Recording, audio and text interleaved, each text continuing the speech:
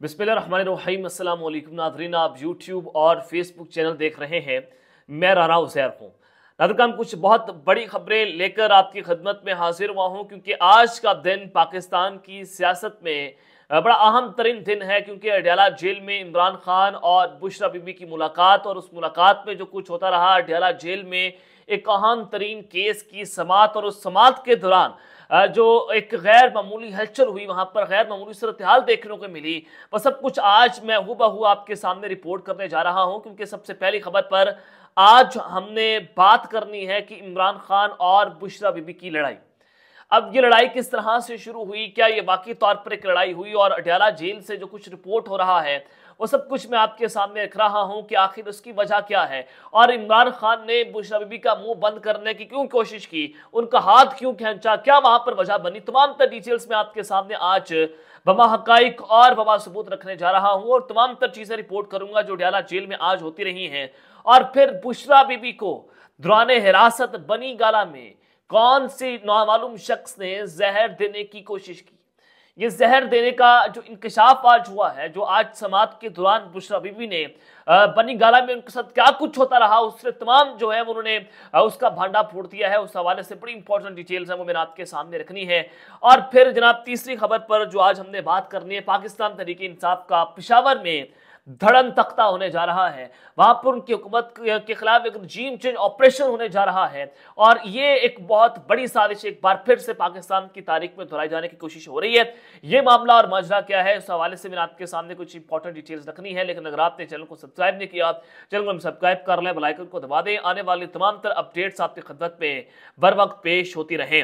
नाज़रीन, सबसे पहले तो एचएसएन कॉलेज के जो थॉमस जॉनसन जो हैं, वो जनाब उनके प्रिंसिपल, उन्होंने जिस तरह से इस्तीफा दे दिया, और इस्तीफे ने मरियम नवाज के मकरू चेहरे को बेनकाब किया कि ओहद चीमा, जिसके पास करोड़ों रुपए की लागत की गाड़ियां हैं, अरबोंपति खरबोंपति वो शख्स है, और वो अपने बच्चों की वहां पर फीस अदा नहीं कर सकता, और उस फीस अदा ना करने की वजह से उन्होंने ओहद चीमा के बच्चों के ऊपर जुर्माना आयद कर दिया। और फिर गवर्नर पंजाब बलीगुर रहमान ने बदमाशी करते हुए और एचएसएन कॉलेज जो है उनके प्रिंसिपल के खिलाफ जो कुछ किया, वो सब कुछ आपके सामने था। पॉलिटिकल इंटरफेरेंस हुई, और फिर एचएसएन कॉलेज के प्रिंसिपल ने अपने ओहदे से एहतजाजन मुस्ताफी होने का ऐलान कर दिया, और फिर उनके बहुत सारे स्टाफ ने भी मुस्ताफी होने का ऐलान किया।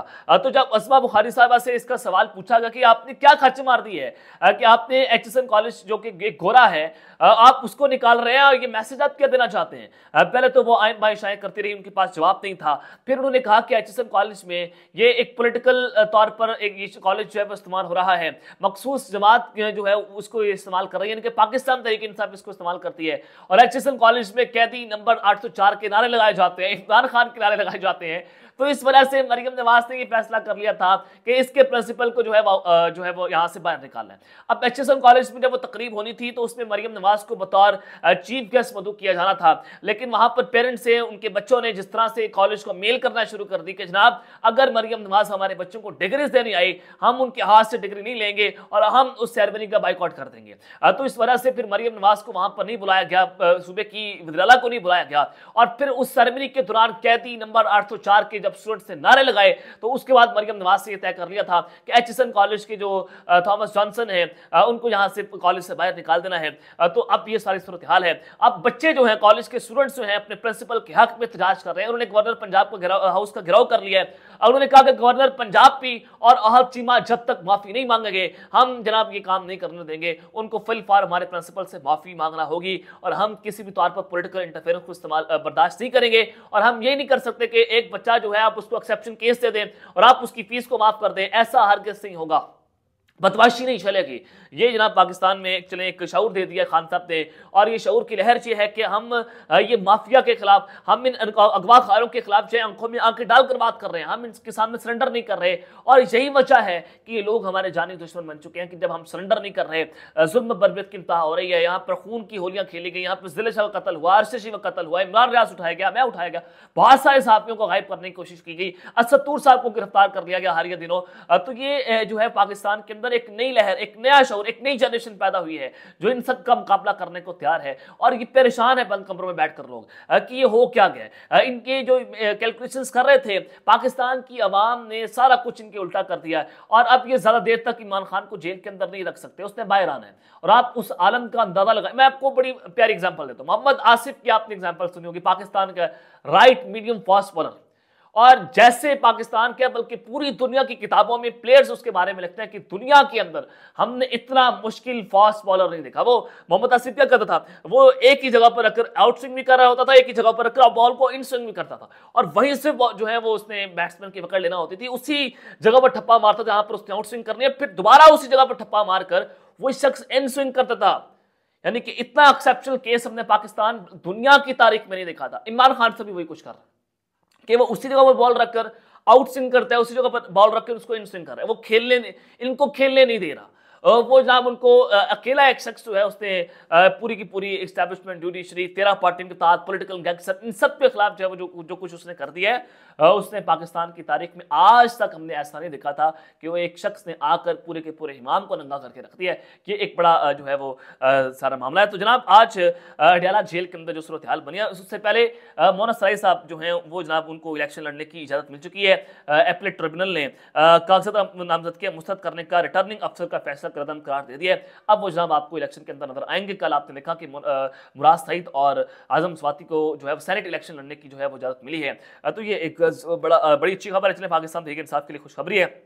और फिर दूसरी जानिब मौलाना फजल रहमान साहब को एस्टैब्लिशमेंट ने शटअप कॉल दे दी है। जमीयत उलमा इस्लाम पे के साबिक सेनेटर तला महमूद ने मौलाना फजल रहमान की पार्टी को खैर बात कहते हुए पाकिस्तान पीपल्स पार्टी में शमूलियत का ऐलान कर दिया है।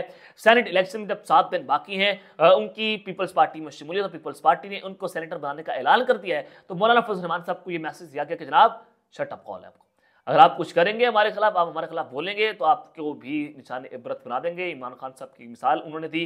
तो ये मैं आपको जो है वो बताना चाह रहा था कि इमरान खान बड़े कोई कमजोर साहब का मालिक नहीं है, वो इंतहाई तगड़ा इंसान है। वो आपकी मंजी ठोक के रख देगा। आपने क्या कुछ नहीं किया उसके खिलाफ। कोई एक शख्स मुझे बता दें जो नंगा ना हुआ उसके खिलाफ। आपने पूरे के पूरे निजाम को एक शख्स के खिलाफ जो है एक नंगा करके रख दिया था। तो खैर जनाब अब जो पाकिस्तान तहरीक इंसाफ का धड़न तख्ता पेशावर के अंदर जो एक साजिश रचाई जा रही है, क्या मामला है, रजीम चेंज ऑपरेशन करने की कोशिशें हो रही हैं। जनाब पेशावर में पाकिस्तान तहरीक इंसाफ की हुकूमत है। अली बिन गंडापुर साहब 2 तिहाई से वहां पर वज़ीर KP के हैं। उनके पास हालांकि मखसूस नशिस्तें भी उनके पास मौजूद नहीं है। अब खबर यह है कि पंजाब के अंदर एक फॉरवर्ड ब्लॉक की बात हुई। शेर अफजल मरवत साहब ने दावा किया कि हमारे 40 के करीब MPs जो है वो सेनेट इलेक्शन के अंदर जो है वो प्रेस कॉन्फ्रेंस करेंगे या कुछ भी कर सकते हैं। वो फॉरवर्ड ब्लॉक बनाकर तैयार हो चुके हैं और वहां पर जो है बगावत होने वाली है। सनम जावेद साहिबा ने भी कहा कि इमरान खान साहब ने मुझे जो है वो सेनेट का टिकट दिया, मैं उनके लिए उनका शुक्रगुजार हूं कि उन्होंने मेरे ऊपर इत्मीनान किया, लेकिन हमारे नंबर्स पूरे नहीं हैं।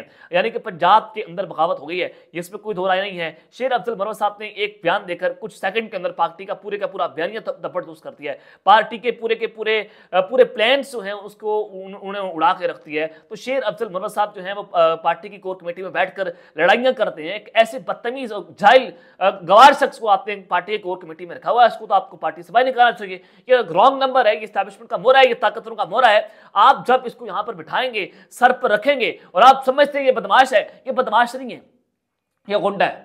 ये पाकिस्तान के अंदर उस दौर में भी बदमाशी कर रहा था जब पाकिस्तान थे कि सबका झंडा आप सड़कों के ऊपर लेकर नहीं चल सकते थे, लेकिन ये सड़कों के ऊपर निकला हुआ था। क्यों निकला हुआ था? क्या ये इसके लिए कोई नया पाकिस्तान था?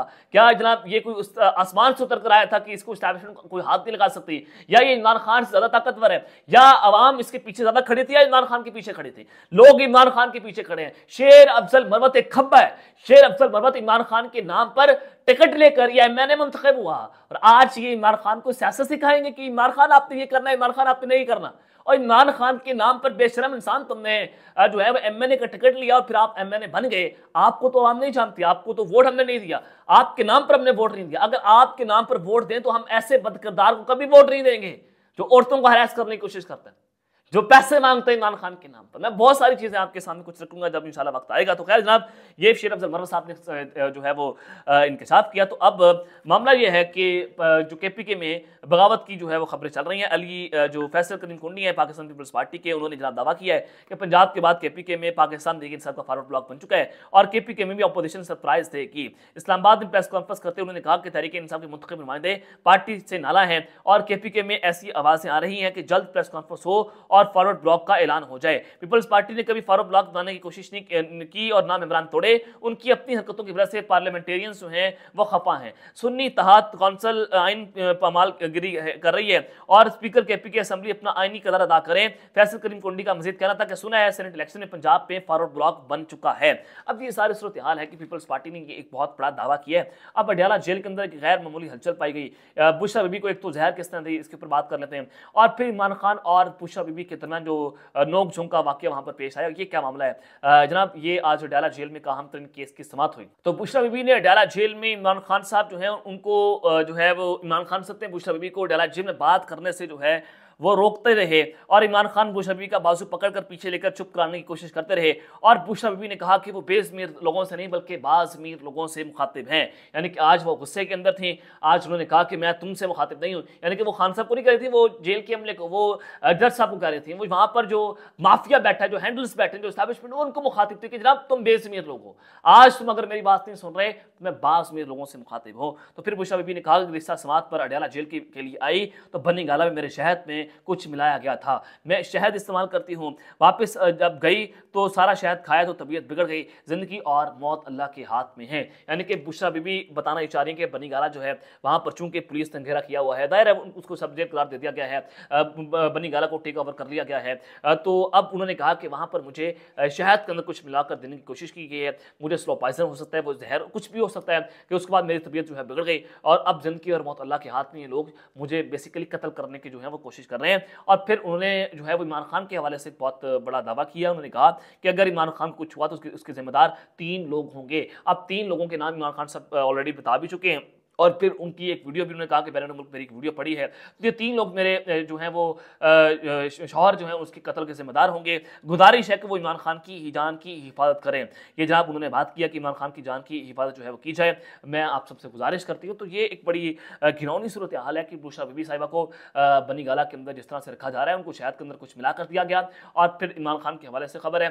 तो ये एक पाकिस्तान के अंदर एक नई ऐसी गंदा और मकरू खेल खेला जा रहा है कि आप चाहते हैं कि खान साहब डील करके अमेरिका चले जाएं, बरतानिया चले जाएं या फिर सऊदी अरब चले जाएं। सऊदी अरब अपना किरदार अदा करने को तैयार है, इमरान खान साहब से राब्ते हो रहे हैं, लेकिन इमरान खान साहब ने डील करके मुल्क से बाहर जाने के लिए साफ साफ इनकार कर दिया कि वो नवाज शरीफ की तरह डील करके मुल्क से बाहर नहीं जाएंगे। तो ये उनका साफ ऐलान है और अब वो ना तो घुटने टेकेगा, ना वो सरेंडर करेगा, ना वो हथियार फेंकेगा। वो जनाब खान है, खान सर फिर है और खान जब उसने सोच लिया है आप उसका कुछ नहीं बिगाड़ सकते। वो 100 में से 100% आपको गलत साबित करके दिखाएगा। वो 1000 में से 1000 बार आपको गलत साबित करके दिखाएगा कि तुम गलत थे और मैं ठीक था। उसने ये माजी में साबित किया भी। अब तक लेते हैं, अपना ख्याल रखिएगा और इस सिंगल पाकिस्तान जिंदाबाद।